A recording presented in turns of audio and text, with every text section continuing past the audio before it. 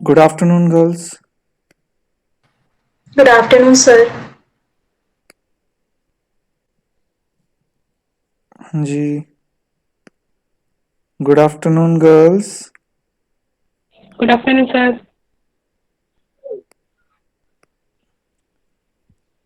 जी,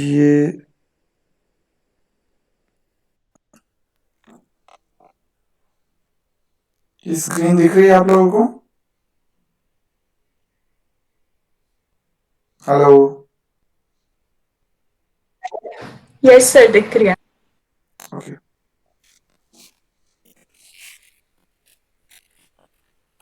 ये थोड़ा शायद नेटवर्क इशू की वजह से. हाँ जी, आप वाइट स्क्रीन दिख रही है आप लोगों को? Yes sir. ठीक है. यस चलिए. सर. हाँ जी, थोड़ी नेटवर्क इशू की वजह से ये थोड़ा इस वजह से ये थोड़ा स्लो चलेगी. ठीक है. हाँ जी, हम आपका कॉस्ट ऑफ कैपिटल कर रहे थे. ओके. हाँ जी, हमने शुरू करना है आज आपका इक्विटी. ओके. सबसे पहला आता है आपका dividend yield method.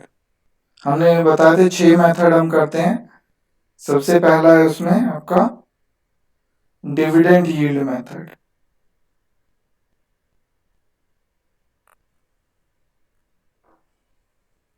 Dividend yield method. ये दिख रहा है गर्ल्स? हेलो गर्ल्स, दिख रहा है ये?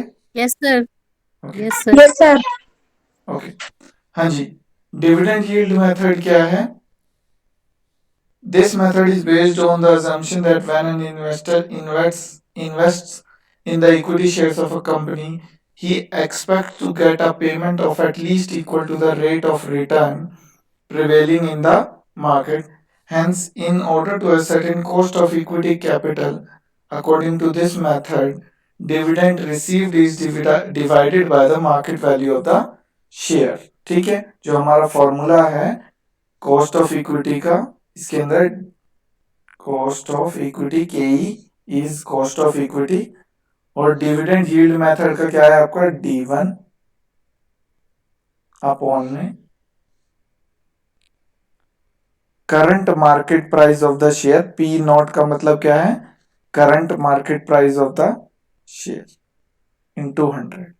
ठीक है. के इज कॉस्ट ऑफ इक्विटी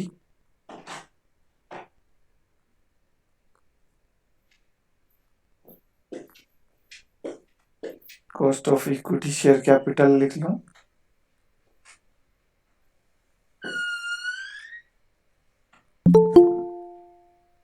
ठीक है. और D1 है आपका एक्सपेक्टेड डिविडेंड पर शेयर.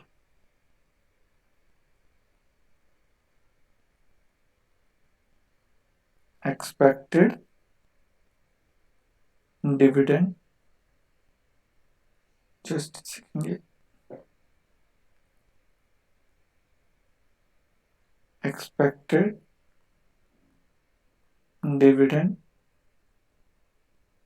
पर शेयर.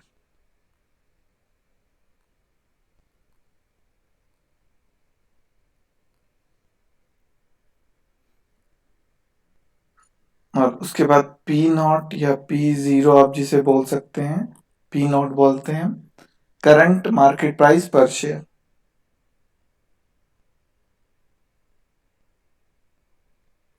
करंट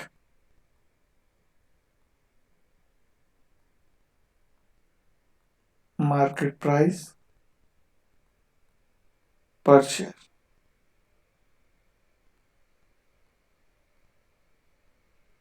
ठीक है. हाँ जी. This method suffers from the following limitations. क्या क्या है?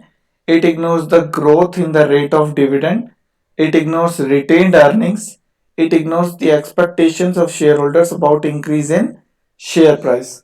ठीक है. इस मेथड की डिसएडवांटेजेस क्या है कि ये जो मेथड है ये आपका डिविडेंड के अंदर जो ग्रोथ रेट है, ग्रोथ जो हो सकती है डिविडेंड के अंदर, उसको इग्नोर करता है, आपका रिटेन्ड अर्निंग्स को भी इग्नोर करता है, और आपका जो आपका इंक्रीज इन शेयर प्राइस है, increase in share price expectation जो होती है कि भाई शेयर प्राइस का शेयर्स का प्राइस इंक्रीज होगा, उसको भी इग्नोर करते हैं। ठीक है, तो अब फर्स्ट क्वेश्चन करते हैं आपका इसका डिविडेंड यील्ड मेथड का। ज्यादा कोई टफ नहीं है ये भी, बस मैं इसीलिए आपको एक एक छोटा छोटा एग्जांपल ही बताऊंगा इसका, जैसे हम पहले कर चुके हैं। ठीक है, ओके। तो क्या कह रहा है, the earning per share of a company is ₹20।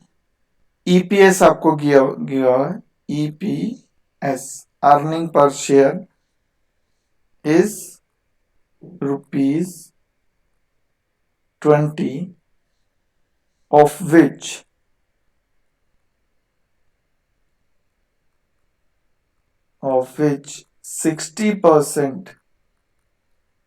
which 60% is paid as dividend, is paid in dividends.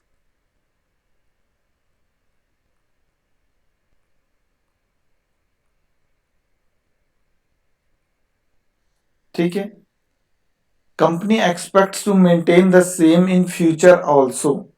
ठीक है, एक बात मैं बता दूं, आपका जो ये क्वेश्चन में जो D1 दिया हुआ है, ठीक है, ये D1 जो दिया हुआ है, ये आपका क्या है, एक्सपेक्टेड डिविडेंड पर शेयर, यानी कि जो एक्सपेक्टेड है। D1 क्या होता है आपका, एक्सपेक्टेड डिविडेंड होता है। ठीक है गर्ल्स, ये चीज ध्यान से सुननी है। डी आपका क्या होता है, डी होता है आपका करंट डिविडेंड। ठीक है गर्ल्स, डी आपका करंट डिविडेंड, हाँ जी, डी आपका करंट डिविडेंड, और D1 आपका एक्सपेक्टेड डिविडेंड पर शेयर, यानी कि जो आपको एक्सपेक्टेड है। ठीक है, और आपका यहां पे क्या कह रहा है, लाइन में, इस लाइन में क्या कह रहा है, company expects to maintain the same in future also. ठीक है, तो इसका मतलब क्या है, आपका D1 आपको गिवन है। ठीक है, the company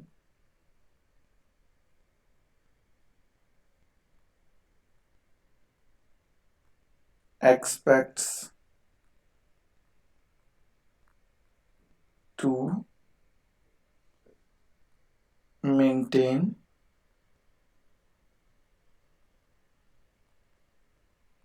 the same in future also, in future also।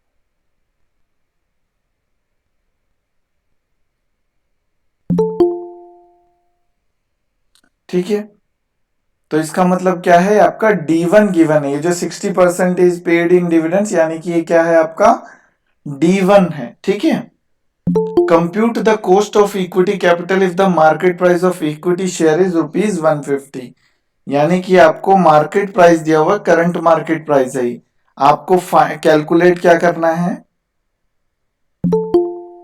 Calculate cost of equity that is KE, और मार्केट प्राइस आपको क्या दिया हो, P0, क्या दिया हुआ है आपको, ₹150।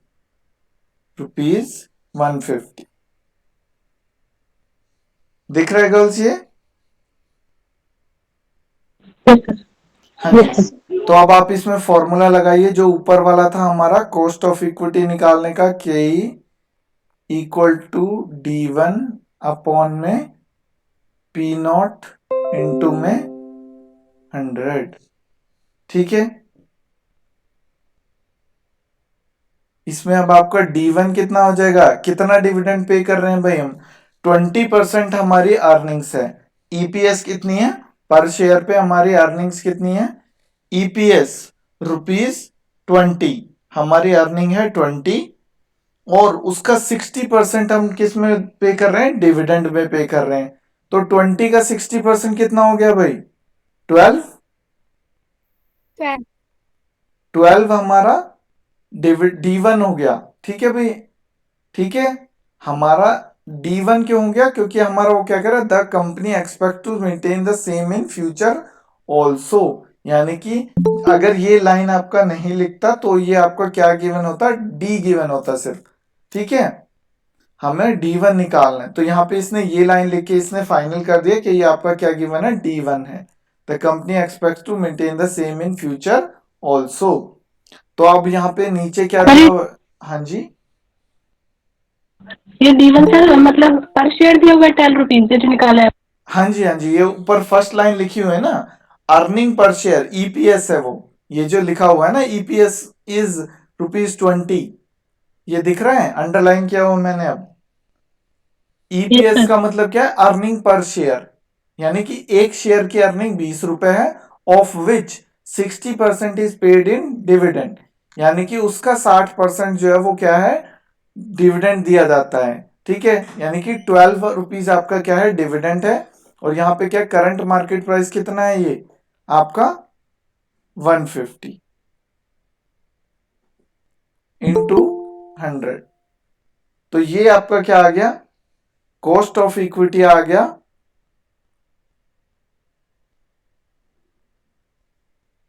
डिविडेंड यील्ड मेथड से, ठीक है। तो अब आप इसको करोगे, कितना आ जाएगा आपका?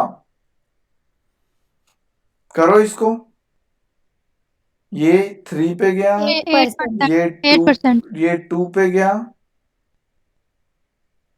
ठीक है, और ये 1 पे गया, और ये 4 पे गया। 8% आ गया भाई, ठीक है। ऐसे ही डिविडेंड यील्ड मेथड ये है आपका, ठीक है।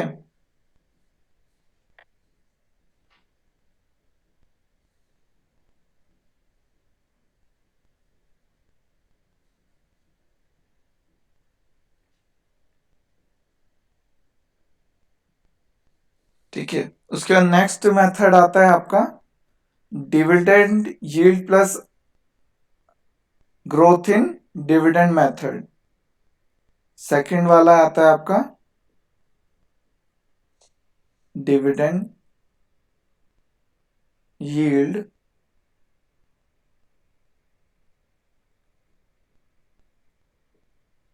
प्लस ग्रोथ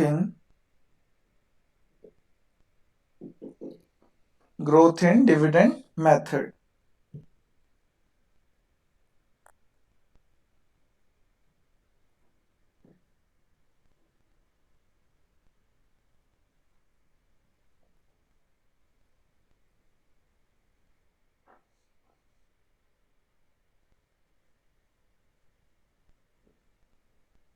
ठीक है जी, dividend yield plus growth in dividend method.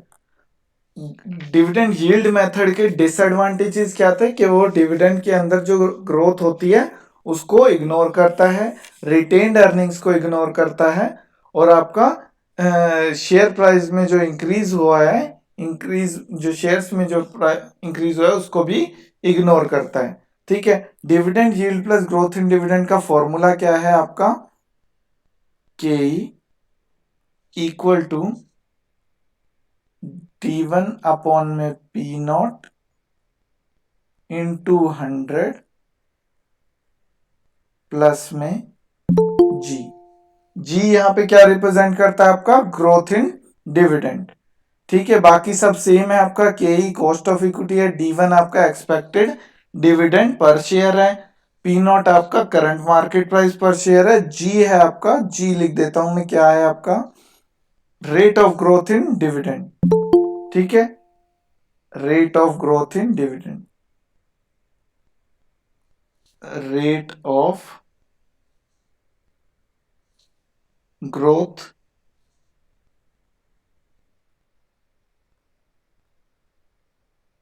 In growth in dividend,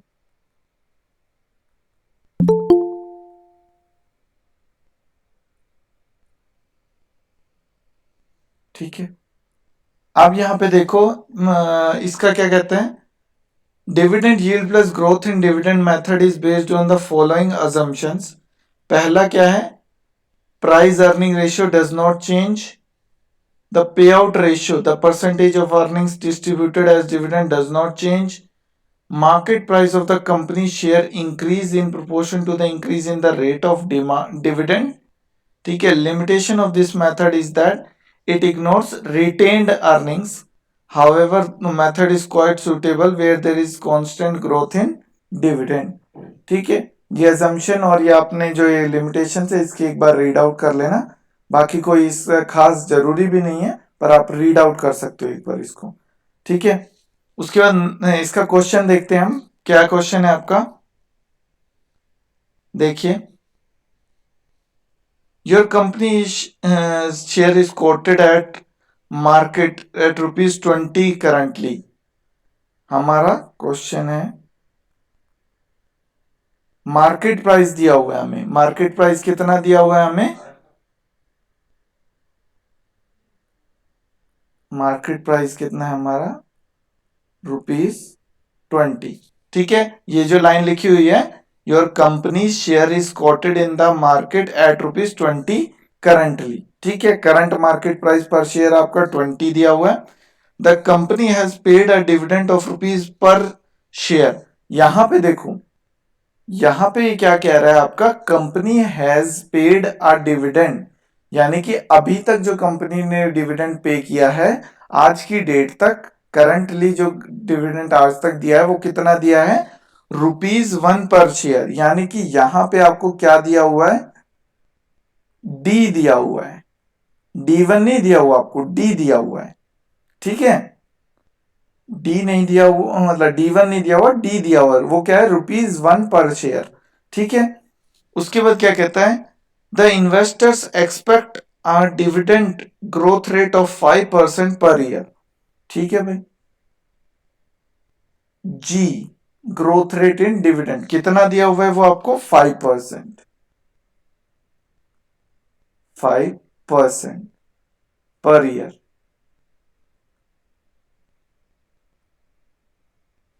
ठीक है जी. 5%. आपको कैलकुलेट क्या करना है?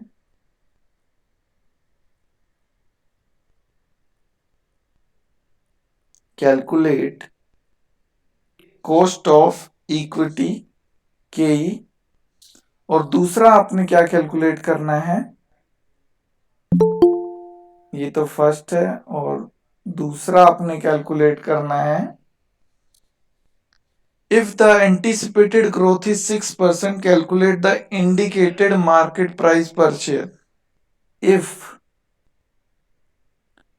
growth जो पहले 5% थी ग्रोथ रेट, ग्रोथ अगर 6% पर एनम हो जाती है, उस केस में आपका पीओ क्या होगा वो आपने फाइंड आउट करना है. यानी कि करंट मार्केट प्राइस पर शेयर क्या होगा, पीओ आपने फाइंड करना है.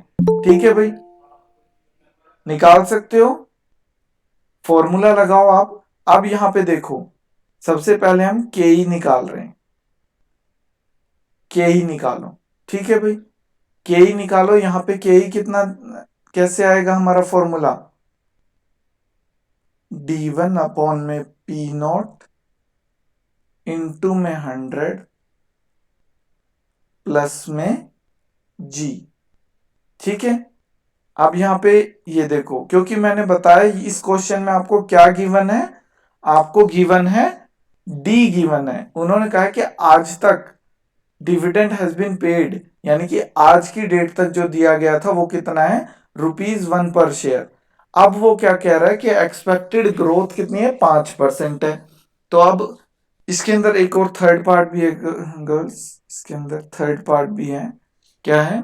If the cost of capital is 8%, cost of capital, calculate the indicated market price if the dividend of ₹1 per share is to be maintained. यहां पे KE निकालना है आपने. ठीक है. जब आपका कॉस्ट ऑफ KE आपको गिवन है 8%, और आपका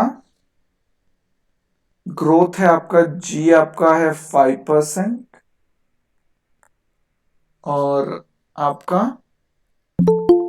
indicated market price if the dividend of ₹1 share is to be maintained, यानी कि आपका D1 कितना है, आपका 1 है। यहाँ पे अब D1 क्या है, 1 है। ठीक है, हाँ जी,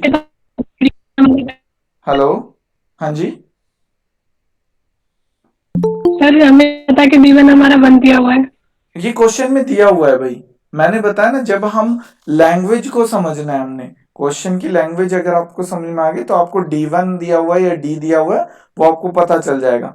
इस क्वेश्चन में अगर आपको मैं कहूं इसमें क्या लिखा हुआ है, जो लाइन लिखी हुई है वो क्या है, सबसे सेकंड लाइन जो लिखी हुई है, the company has paid a dividend of ₹1 per share, यानी आज तक कंपनी हैज पेड, यानी कि कंपनी ने आज तक जो दिया है, लेकिन वो क्या है, ₹1 पर शेयर। तो जब हम करंटली बात करते हैं ना डिविडेंड की, आज तक दिया है, या ये कह दे कि भाई पास्ट पिछले सालों से इतना डिविडेंड देती आ रही है है कि जब बात करता है ना, तो यानी कि वो क्या है, आपका डी दिया हुआ है। ठीक है, डी दिया हुआ है, और उसके बाद डी के बाद अगर वो ये लाइन लिखती है क्वेश्चन में कि भाई this will be maintained in future as well, तब वो जो डी है वो आपका D1 ऑटोमेटिकली बन जाता है कि यही जो डी है वो आपके, इसके अंदर कोई ग्रोथ नहीं है। ठीक है, इसके अंदर कोई ग्रोथ का आपका ग्रोथ इन डिविडेंड नहीं दिया हुआ है, तो आपका यही जो है ये कंटिन्यूअसली आगे भी एक्सपेक्टेड भी 1 ही रहेगा। ठीक है, उस केस में हमारा वही डी जो है, जो हमें डी गिवन है, ठीक है, वही हमारा D1 भी बन जाता है। ठीक है, लेकिन अगर वो आपको लिखता है कि भाई ये पिछले सालों से तो ये चलता आ रहा था, या इतना ₹1 पर शेयर हम देते आ रहे थे या दे रहे हैं हम, ठीक है, ₹1 दे रहे हैं, लेकिन अब expected growth in dividend is 5 पर शेयर पर एनम। ठीक है, यानी कि अब हर साल से जो है वो ₹5 ग्रोथ बढ़ जाएगा, यानी कि अब D1 आ जाता है। D1 आप कैसे निकालते हो, मैं आपको ये दिखाता हूं। डी आपको गिवन है, ये दिख रही है आपको, स्क्रीन दिख रही है आपको, हाँ जी गर्ल्स, डी दिख रही है, हाँ दिख जी, रही है सर। यस सर, दिख रही है। ओके।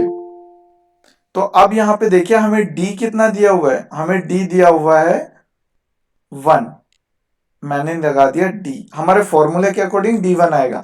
अब यहाँ पे 1 लगा दिया। ठीक है, अब हम क्या करेंगे, जो भी आपको डी दिया होता है, डी में हम क्या करते हैं, 1 प्लस में ग्रोथ, 1 प्लस में ग्रोथ कितनी है आपकी 5%, यानी कि 0.05, ये अब आपका क्या बन गया, D1 बन गया। समझ गए अब आप, ये आपका क्या बन गया, ये जो 1 है ब्रैकेट के बाहर, ये है आपका डी, डी को हम मल्टीप्लाई करते हैं 1 प्लस जो आपका ग्रोथ रेट इन डिविडेंड आपको गिवन होता है, उससे हम मल्टीप्लाई करते हैं, 1 प्लस में ग्रोथ रेट से मल्टीप्लाई करते हैं किसको, डी को। अगर मान लीजिए डी यहाँ पे आपका 1 की बजाय दिया होता है, मान लीजिए 2 दिया होता, अगर हम मान ले यहाँ पे 2 दिया होता, तो हम इसको 2 को किससे मल्टीप्लाई करते, 1 प्लस में ग्रोथ रेट, यानी कि जो हमारा 1 प्लस में 0.05 पर है, उससे हम क्या करते, मल्टीप्लाई करते, 1 प्लस में 0.05 से मल्टीप्लाई करते। ठीक है, हो गया क्लियर ये, हाँ जी गर्ल्स, हेलो, यस सर।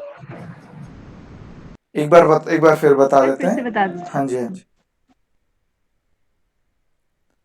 यहाँ पे देखो, हमारा मान लीजिए हमें डी दिया हुआ है क्वेश्चन में, मैं मान के चल रहा हूँ ये क्वेश्चन ही, कोई और क्वेश्चन, हमें वो कह रहा है कि भाई पिछले सालों से अभी तक हमारी कंपनी जो थी वो ₹3 पर शेयर जो है हमारा डिविडेंड देती आ रही थी। ठीक है, ₹3 पर शेयर जो है वो डिविडेंड देती आ रही थी हमारी कंपनी। ठीक है, अब उन्होंने कहा कि एक्सपेक्टेड, या अब आपका एक्सपेक्टेड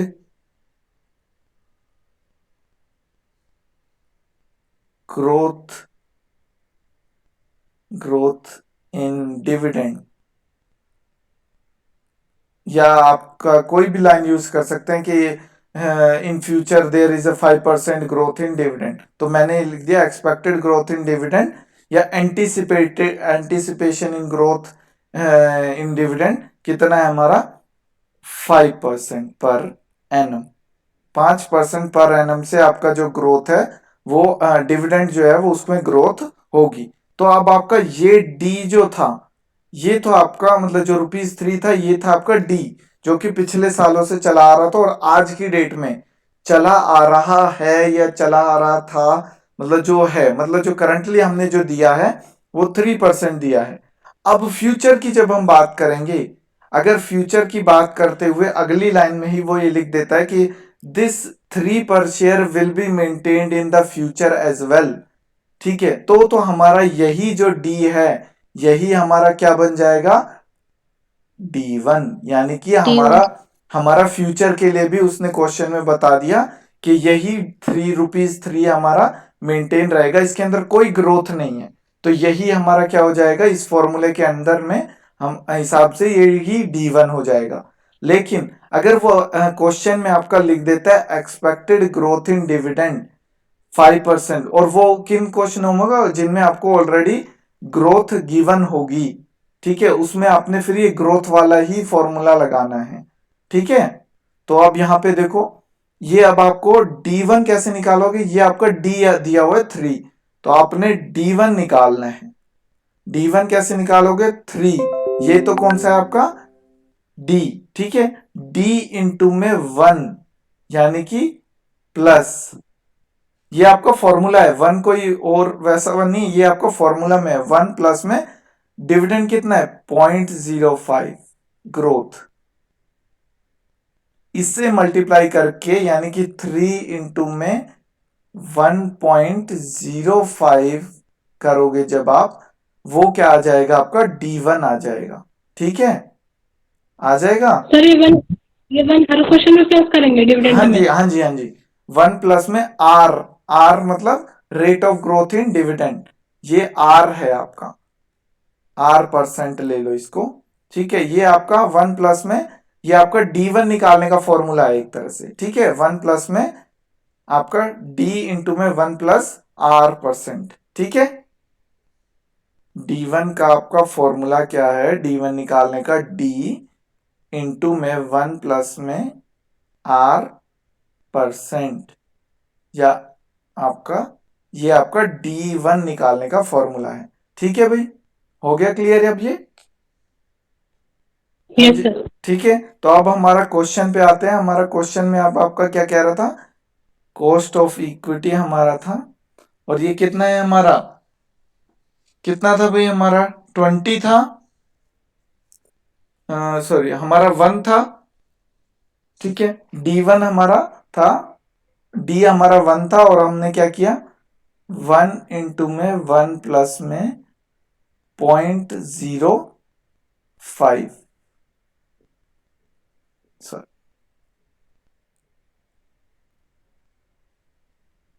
ठीक है, अपॉन में हमें क्या दिया हुआ है क्वेश्चन में, your company share is quoted in the market at ₹20 currently, यानी कि P0 हमें कितना दिया हुआ है 20 दिया हुआ है, इनटू में 100 प्लस में, अब हमारा ये फॉर्मूला देखो, हमारा फॉर्मूला क्या है D1 अपॉन में P0 इंटू 100 प्लस में G कितना है हमारा 5%, G हमारा कितना है भाई 5%, हाँ जी 5 आ गया यहाँ पे।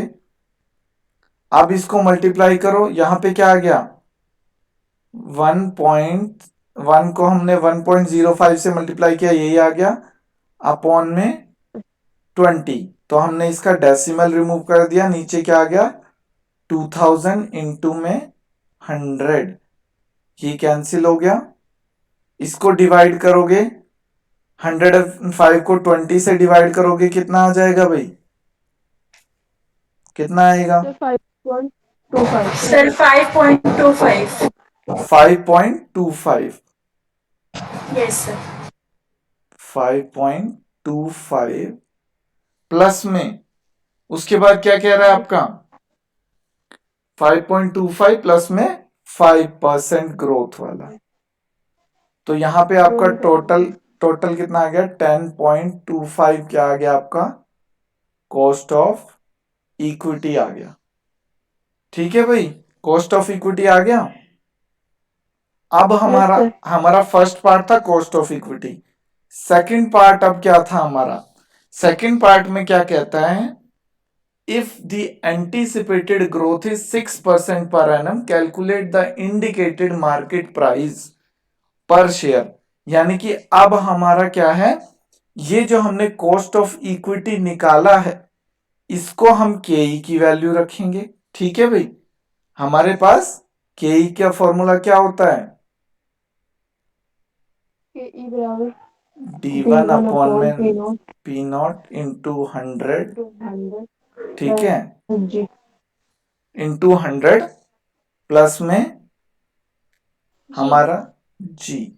क्योंकि हमने ये जो हमने जो 10.25 निकाला है ये हमने इस फॉर्मूले के अकॉर्डिंग निकाला है जिसमें हमने इसे 100 से मल्टीप्लाई करके निकाला है। तो जब हम इसमें केई की वैल्यू लगाएंगे तो ये 100 जो है हमारा हट जाएगा, कैंसिल हो जाएगी। यहाँ पे आप देखो ये जो है हमारा क्या है, केई की वैल्यू क्या है हमारी 10.25, ठीक है, 10.25 और यहां पे हमारा क्या आ गया माइनस का जी। अब वो जी क्या कह रहा है, कितने परसेंट जी कह रहा है वो आपका 6%। अभी हमारा कह रहा है ना कि भाई हम 6% मान के चलें, 6%, ठीक है। और उसके बाद आपका क्या कह रहा है वो, यहां पे निकालना क्या है आपको मार्केट प्राइस, यानी कि पी नॉट निकालना है आपने। आपका D1 कितना है आपका D1 के लिए कुछ भी नहीं कहा गया, तो D1 आपका क्या रहेगा, आपका वही रहेगा, यानी कि 1.06 क्यों हो गया हमारा, क्योंकि हमारा ग्रोथ रेट जी हमारा क्वेश्चन में हो गया, तो इसीलिए हमारा जी यहां पे भी क्या हो गया, D1 में भी 1.05 की जगह क्या हो गया 1.06 हो गया। समझ गए ये 6 कैसा है, R% हम कर रहे हैं। D1 हम कैसे निकालेंगे, 1 इंटू में 1 प्लस में R%, और R% हमारा अब कितना है ग्रोथ रेट 6%, तो इसीलिए ये कितना हो गया 1.06 हो गया। अपॉन में हमारा क्या हो जाएगा P नॉट, ठीक है। तो यहां पे अब यहाँ पे P नॉट इधर ले आओ और ये आपका नीचे ले जाओ, तो ये कितना हो जाएगा आपका 1.06 अपॉन में 10.25 माइनस में 6, इसको आप सॉल्व करो 1.06, ठीक है 1.06, हाँ जी, ये कितना हो जाएगा आपका 4.25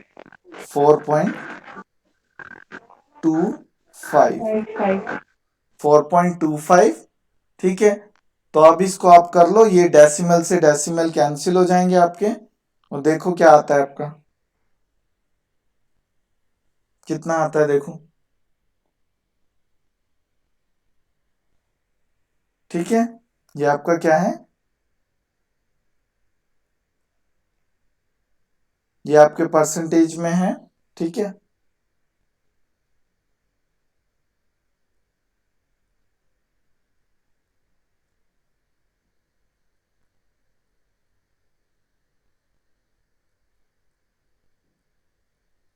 ठीक है, यहाँ पे आपका इसको करोगे तो ये आपका दोनों कैंसिल हो जाएंगे, यहां से इसको सॉल्व कर लो, ऊपर 100 चला जाएगा, इसका कितना आ जाएगा आपका, ये हो जाएगा आपका 24.94,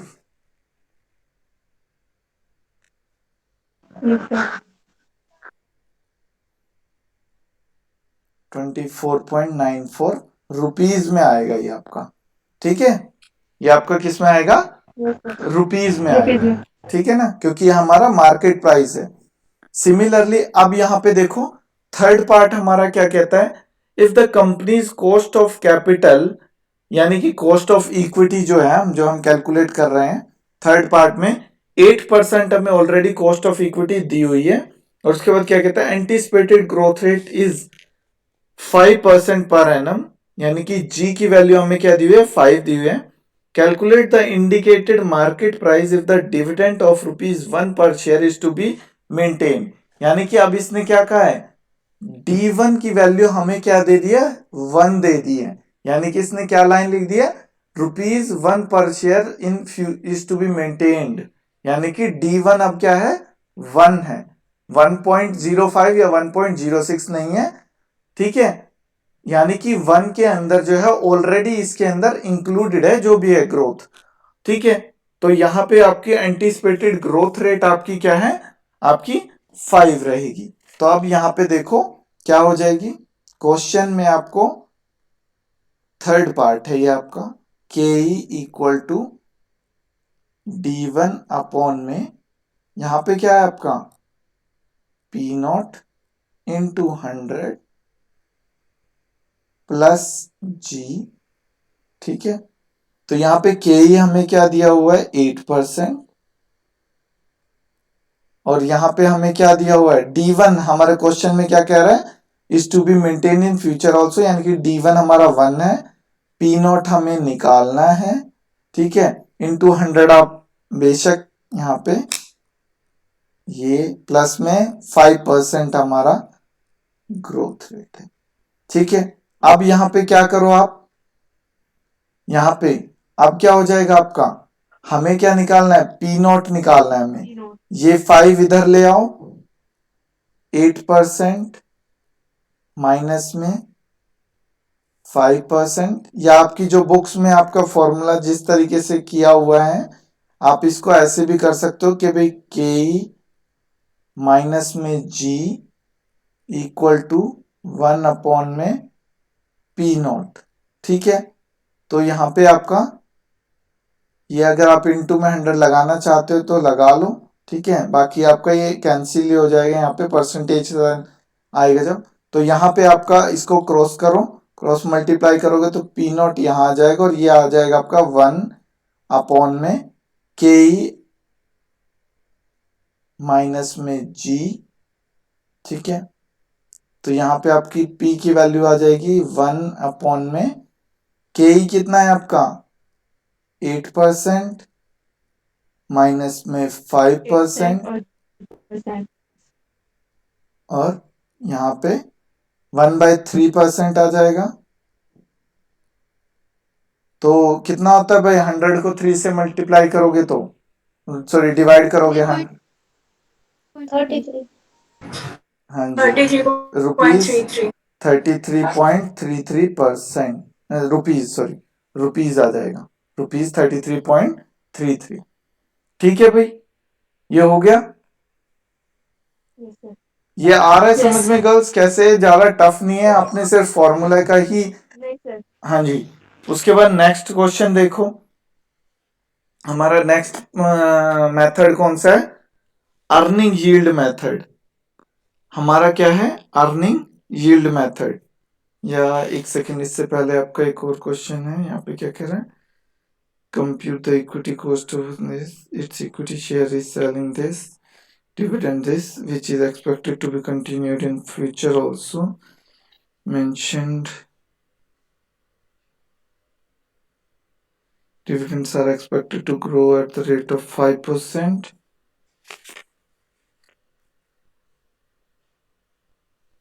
an equity share of company selling ₹160, earning per share is ₹30, of which 40% is paid in dividends, expect a growth of 10% per annum in company's earnings,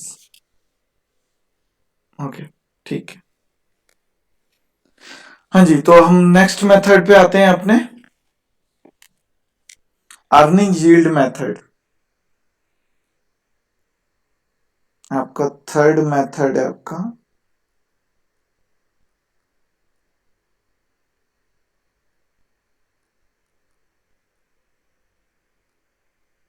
ये दिख रहा है गर्ल्स? Yes, sir. हाँ जी, अर्निंग यील्ड मेथड, ठीक है। Earning yield method आपका क्या कहता है? As per in this method, the cost of equity capital is calculated by establishing a relationship between earning per share and the current market price of the share. ठीक है, तो current market price और आपका earning price, earning per share का आपका इससे मिलकर ये आपका बनता है अर्निंग यील्ड मेथड। तो इसके अंदर क्या कहता है, अजम्पशन क्या है?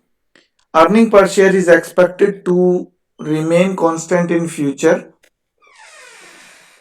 The market price of the company's share depends only upon earning per share. The company can earn on the new projects at the same time at which it earns on the existing projects. ठीक है, तो सबसे पहले हमारा formula देखते हैं earning yield method का। Cost of equity EPS upon में पी नॉट इंटू 100। ठीक है, जैसे उसमें हमारा डिविडेंड यील्ड मेथड था, उसमें डिविडेंड ऊपर आता था, यहां पे हमारा अर्निंग यील्ड मेथड है, इसलिए ईपीएस। ईपीएस क्या है हमारा? ईपीएस हमारा क्या है? Earning per share.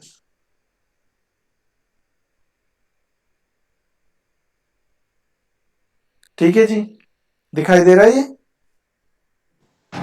Yes, sir. हाँ जी, तो अर्निंग पर शेयर हमारा आ गया। अब यहाँ पे क्वेश्चन देखते हैं हम क्या है। क्वेश्चन में क्या कह रहा है हमारा?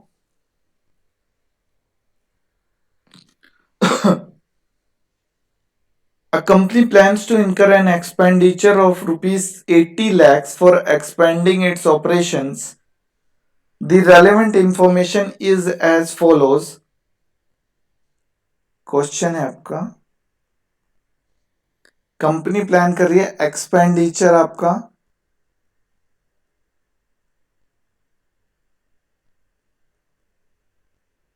80 लाख रुपीज 80 लैक्स रुपीज 80 लैक्स का, और उसके नीचे कुछ उन्होंने इंफॉर्मेशन दी हुई है, relevant information. Number of existing equity shares, number of existing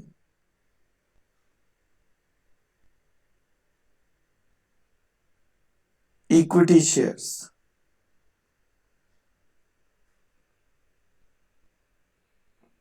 कितने हैं आपके? 20 लाख। अब यहां पे देखो, यहां पे रुपीज 20 लाख के नहीं है, ये आपके 20 लाख शेयर्स हैं। ठीक है, 20 लाख शेयर्स हैं। नेट अर्निंग्स कितनी है आपकी? नेट अर्निंग्स, नेट अर्निंग्स कितनी है आपकी? रुपीज 160 लाख, रुपीज 160 लाख, ये रुपीज में आपका। उसके बाद क्या कहते हैं? Market value of existing share, market value, market value of existing share कितना है आपका? Of existing share 40 rupees.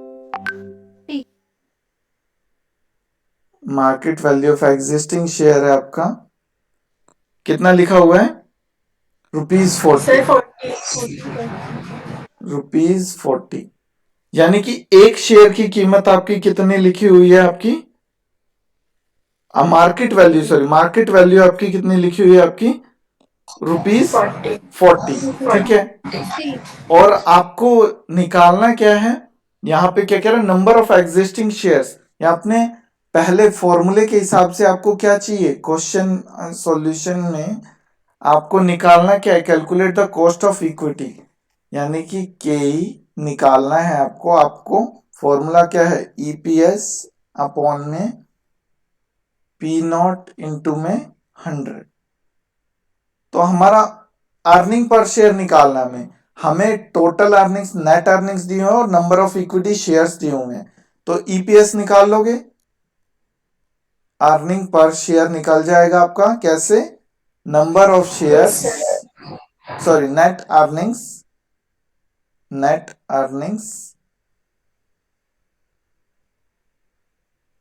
Upon में नंबर ऑफ इक्विटी शेयर्स।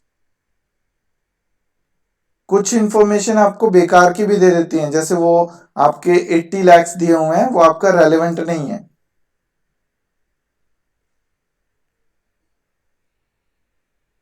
ठीक है, तो यहां से आपका क्या आ जाएगा, number of sorry earning per share, ये कितना है आपका 160 लाख और ये आपका क्या है 20 लाख, यानी कि अर्निंग पर शेयर कितना हो गया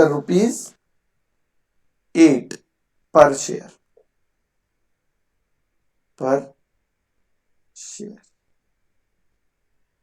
ईपीएस आ गया। P0 आपको गिवन है, फॉर्मूला में पुट कर दो, cost of equity equal to rupees, earning per share कितना है 8 अपॉन में 40 इंटू में 100। ठीक है, हाँ जी, सर ये ईपीएस का ये पर्टिकुलर फॉर्मूला है क्या, नेट अर्निंग अपॉन में number of existing equity share?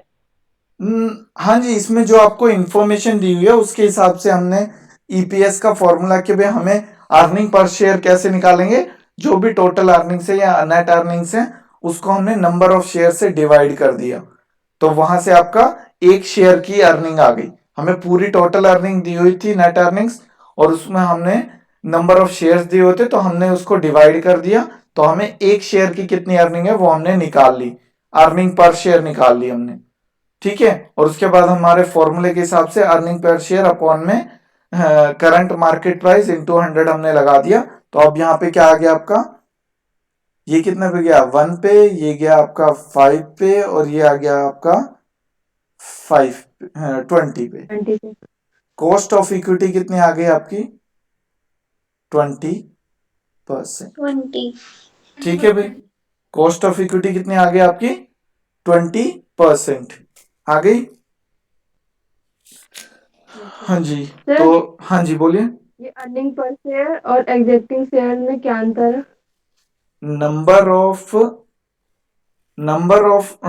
Share से number of existing equity shares, yes sir, वो तो number value of market value of existing shares. Earning का मतलब है कि भाई आपका जो शेयर है वो आपका कमाता कितना है, एक शेयर कमाता कितना है, आपको कितनी अर्निंग देता है। ठीक है, और मार्केट प्राइस का मतलब यहां पे है कि उसकी मार्केट में वैल्यू कितनी है, उसको आप कितने में बेच सकते हो। ठीक है, वो एक तरह से मार्केट प्राइस है और वो आपका क्या है अर्निंग्स है। ठीक है, उसकी एक तरह से वर्थ कितनी है। आपका हो सकता है कि आपका जो मार्केट प्राइस की जो फेस वैल्यू हो, ठीक है, वो आपकी ज्यादा हो जाए। ठीक है, आपकी मार्केट वैल्यू जो है, एक होती है फेस वैल्यू, ठीक है, फेस वैल्यू, और एक होता है इश्यू प्राइस, दोनों में फर्क होता है ना। तो वो उसी तरीके का है यहाँ पे कि भाई एक है आपका अर्निंग्स जो आपको मिल रही है, और इश्यू प्राइस जो आप उसको बेचते हो तब आपको मिलता है। ठीक है, उसके मार्केट में स्टॉक एक्सचेंज में उसकी क्या वैल्यू है। ठीक है, ठीक है, जी सर, ठीक है। हाँ जी, हो गया क्लियर गर्ल्स ये। यस सर, हो गया। ओके, और किसी को कुछ पूछना है गर्ल्स, कोई क्वेश्चन।